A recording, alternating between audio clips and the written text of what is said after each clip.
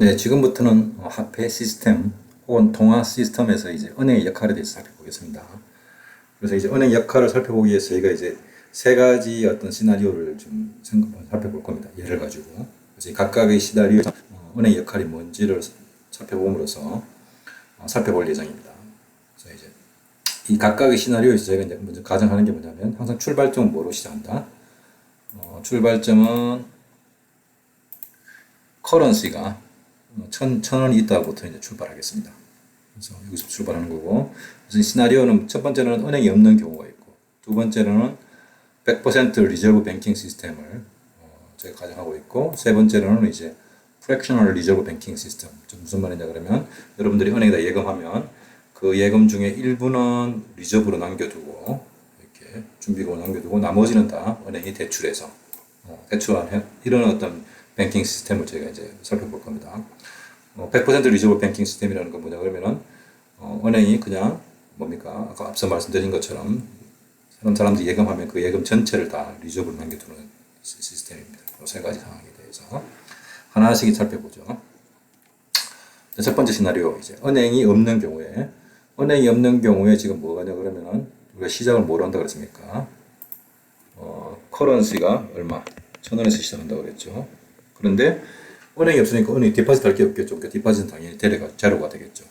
디파짓은 당연히 제로가 되고, 그러면 이 경제의 전체 통화량은 뭡니까? 통화량은 저희가 커런시 화폐랑 뭐 그 지폐나 동전만 그 통화가 아니고 돈이 아니고 모두 돈에 포함한다고 했습니까? 여기서는 디파짓도 여러분들 예금에 은행에 예금한 디파짓 예금도 통화에 포함된다고 그랬죠. 그래서 전체 통화량은 이 커런시 화폐나 지폐나 뭐 동전 더하기 이제 뭐였습니까? 은행 예금인데 지금 은행 예금은 0이고 커런시만 현금만 1,000원이 있으니까 통화량은 얼마가 되겠습니까? 1,000원이 되는 거죠. 그래서 이제 은행이 없는 경우에는 디파짓이 없으니까 원래 가지고 있는 그 여러분들 지폐, 커런시, 캐시 요것만 통화량으로 이제 포함이 되는 겁니다. 여기 첫 번째 시나리오고, 두 번째 시나리오는 뭐냐 그러면 이제 100% 리저브 뱅킹 시스템입니다. 이제 이게 뭐냐 그러면 여기서 마찬가지로 처음에 시작이 어떻게 한다고? 커런시 캐시가 이제 1,000원이 있고, 그죠? 그다음 디파짓은 제로이니까 처음에 시작하면 통화량은 얼마가 됩니까? 1,000원이 되는 거지. 자, 이제 이 상태에서 어떤 사람이 이제 현금으로 1,000원을 가지고 있는데 이 1,000원을 다 은행에다가 여기 퍼스트 뱅크에다가 다 이제 예금을 디파짓 했다 그러면 어떻게 되겠습니까? 그러면 1,000원이 다 디파짓 되어 있으니까 디파짓은 이제 예금은 얼마가 되고 1,000원이 되고 캐시는 어떻게 됩니까? 커런시는 0이 되겠죠. 자, 이제 그런데 은행이 이 디파짓한 돈을 이 100% 리저브 뱅킹 시스템에서는 다 뭐 합니까? 이 디파짓 1,000원을 했는데 이 디파짓을 다 뭐로 남겨둡니까? 리저브로 남겨두는 거죠.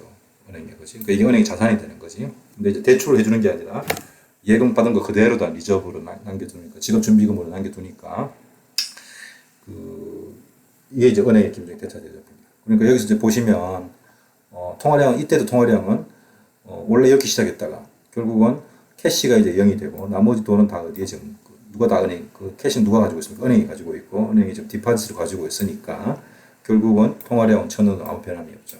그래서, 100% 리저브 뱅킹 시스템 하에서는, 결국은 캐시가 통화량이 되고 디파짓이 0이면 결국 통화량은 캐시 더하기 디파짓인데 여기서 여기로 옮겨진 거죠. 그러니까 여전히 통화량은 100%입니다. 그러니까 통화량은 1,000원이 되는 거죠. 이 경우는 지금 시나리오 1이나 2나 통화량이 어떻습니까? 다 똑같죠.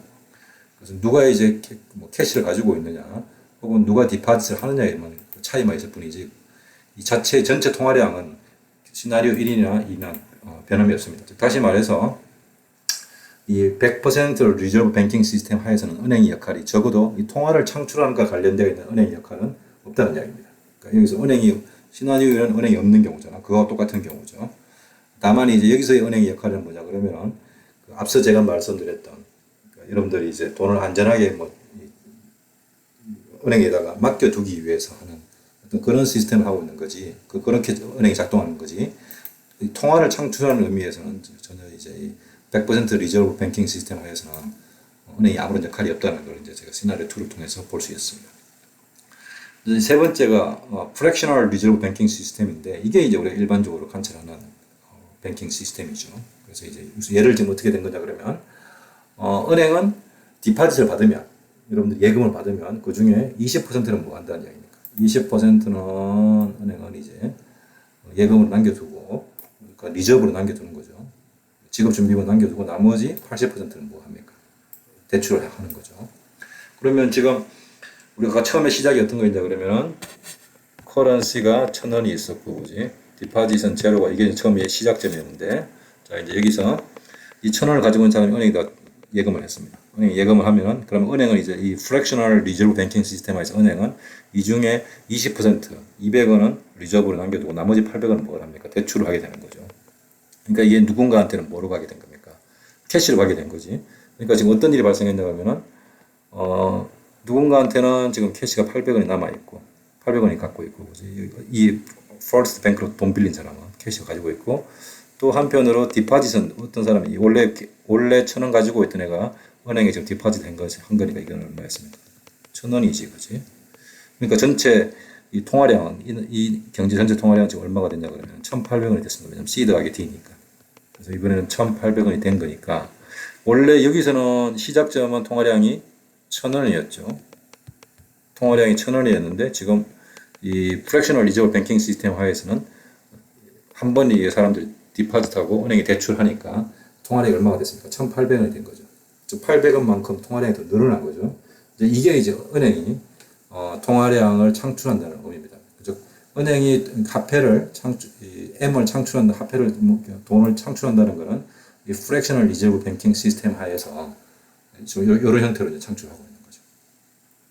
이게 이제 첫 번째 상황입니다. 여기 이제 이게 기본적인 저희가 이 챕터에서 두 번째 토픽이 가장 중요한 거죠. 은행이 뭐를 창출한다? 돈을 창출합니다. 어떤 방식으로? 대출하는 방식으로 해서 지금 돈을 창출하고 있죠. 이게. 자, 이제 그러면 이게 되면 그럼 두 번째 어떻게 되겠습니까? 이제 그 800원 이 돈 빌린 사람이 자기가 있는 다른 은행에다가 또 800원을 대출할 수 그러니까 디파짓 할 수 있겠죠. 여기 보시는 것처럼 800원 다시 디파짓 했습니다. 세컨 뱅크에. 그리고 한 다음에 이 세컨 뱅크는 이 중에 80%는 20%는 리저브를 남겨두고 나머지 80%를 뭐 할 수 있습니까? 또 대출해 줄 수 있겠죠.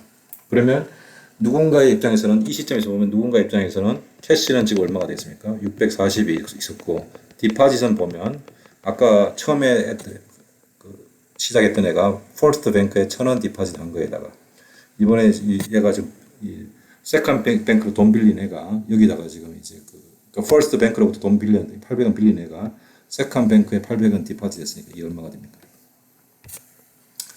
800원이니까 1,800 디파짓은 1,800원이 되는 거죠. 그러니까 전체 M은 결국 어떻게 되겠습니까? 1,800원 더하기 640이죠. 1,800원 디파짓 더하기 640이 되니까 아까보다 640만큼 화폐량이 더 늘었죠. 이게 이제 이 경우에도 지금 은행이 돈을 추가적으로 또 창출하고 있습니다. 통화량을. 자, 이제 그러면 이걸 또 한 번 해볼 수 있겠죠. 640원 빌린 사람이 다시 그 은행에다 디파짓을 하고 다른 은행에다가 서드뱅크에 디파짓하고 그러면 이 은행은 이 중에서 20%인 128원은 리저브로 남겨두고 나머지 80%는 다시 대출을 해주면 이 512만큼의 이제 다시 뭐가 생깁니까? 커런시가 생기는 거고 누군가한테는 그러니까 나머지 사람들은 디파짓으로 남아 있는 거죠. 640 디파짓 남아 있고 또 800 남아 있고 1,000 남아 있고 이런 식으로 계속 이제 디파짓 증가겠죠. 그래서 처음에 디파짓 800 했다가 어떤 애가 대출 받아서 800 대출을 다시 은행에 넣으면 다시 800이 디파짓이 추가되고 이 중에서 80%는 640 대출 받아서 다시 은행에 넣으면 누군가 이만큼의 디파짓이 되고 또 640에 80% 대출 받아서 다른 은행에다 넣으면 512만큼 이제 다시 통화량이 창출이 되겠죠. 이런 식으로 해서 통화량이 계속 창출이 됩니다. 통화량이 창출이 되어서 이렇게 끝까지 갈 때까지 가는데 그래서 공식이 있습니다. 그래서 어떤 공식이 있냐 그러면 통화량이 얼마만큼 창출되냐 그러면 원래 캐시로부터 시작을 했는데 여기 이제 캐시량이었죠. 곱하기 우리가 리저브 이 프랙셔널 리저브 뱅킹 시스템 하에서 우리가 처음에 뭐라고 가정했냐 그러면 은행들이 지금 여기서 보시면 세 번째 시나리오에서 은행이 뭐냐면 예금한 돈에 이 디파짓의 20%는 뭐로 홀딩한다고 했습니까? 리저브로 홀딩한다고. 그래서 모든 은행이 자기한테 들어왔던 예금액의 20%를 디파짓으로 홀딩하는 건데 그 20%를 여기다 넣어주면 됩니다. 0.2를 써주면 1 나누기 0.2가 이게 일종의 ratio of 여기서 요거는 뭐냐면은 여기서 RR이라는 건 뭐냐면은 디파짓 중에서 리저브로 남겨두는 어떤 비율입니다. 우리 몇 퍼센트라고 그랬지? 20%. 숫자로 쓰면 0.2가 되겠죠. 그래서 1 나누기 0.2 하면 되면 이게 일종의 통화 성수가 되는데 이게 5가 되겠죠. 1 나누기 0.2 보시면. 그래서 실제로 이런 방식을 계속 아까 제가 보여드렸던 방식을 지속적으로 끝까지 무한대로 가면 결국은 통화량이 얼마가 되냐 그러면 1,000원에서 시작했던 통화량이 결국은 얼마가 된다? 5,000원이 된다는 얘기입니다. 이 5,000원은 어디서 나오냐 그러면 원래 캐시 1,000원 곱하기 뭐가 있기 때문에 이게 커런시였죠. 이게 커런시 1,000원 곱하기 이게 뭐였습니까? 통화 성수를 한 겁니다. 통화 성수는 1 나누기 deposit to ratio of deposit to reserve ratio입니다. 그러니까 reserve to deposit ratio인데 이게 이제 뭐냐 그러면 아까 말한 것처럼 누군가가 은행이 여러분들이 은행에다가 예금하면 이 중에 뭐 20%는 내가 이제 리저브를 남겨둬야 되겠다. 직업준비금 남겨둬야지. 라고 했던 그 20%를 1로 나누어주면 되는 겁니다. 이게 통화성수라고 알아두시면 되겠습니다. 그래서 Fractional Reserve Banking System은 화폐를 창출하는데 좀 전에 우리가 봤죠. 계속해서 추가적인 화폐가 증가하고 했습니다. 은행이 돈을 빌려주기만 하면 그러니까 디파짓 받아서 그 중에 일부를 대출해주면 그러니까 이제 고객에 있는 거 얼마만큼 대출했는지는 이만큼 통화성수만큼 이제 통화성수만큼 이제 화폐가 창출이 된다. 그리고 통화성수는 1 나누기 reserve to deposit ratio다.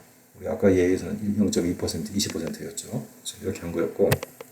자, 이게 이제 그 한 가지 여러분들 알아둬야 될 게 주의사항 알아둬야 될 게 fractional reserve banking 시스템이 화폐를 창출하는 겁니다. 근데 이게 뭐를 창출하지 않습니까? 그 나라의 웰스는 창출하지 않습니다. 왜냐 그러면 앞서 보여드린 것처럼 여기 있는 이 모든 것들은 사람들이 갖고 있는 디파짓은 뭐였습니까? 이게 어떤 사람 입장에서는 예금한 거지. 그러니까 내가 이걸 640원 예금했다면 나는 이 640원을 예금했으니까 내한테 어떤 나중에 받을 수 있는 그게 되는 거죠. 그죠? 일종의 나한테 이제 웰스가 되는데 하지만 내가 이 640원을 어디서 가져온 겁니까? 내가 사실은 640원을 빌려서 가져온 거지.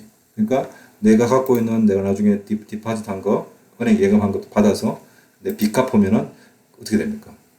한쪽에서는 내 웰스가, 한쪽에서는 내 부채가 되니까 부채하고 웰스하고 이렇게 해서 어떻게 됩니까? 탕감이 되겠죠.